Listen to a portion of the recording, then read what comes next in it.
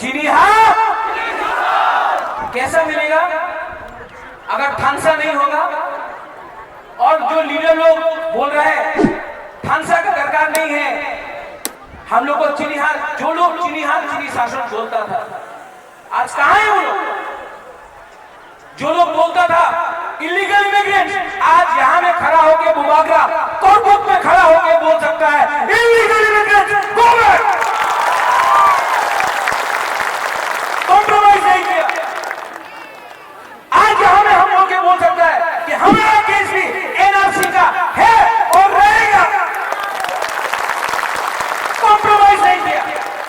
आईपीएफसी को आप देख लो, पावर में आया ग्रेटर तीपरालैंड बोल के हटाई को दौर में 4 साल से पावर में आया है, असेंबली में एक बार भी तीपरालैंड का शब्द नहीं उठाया, एक बार भी तीपरालैंड नहीं बोला।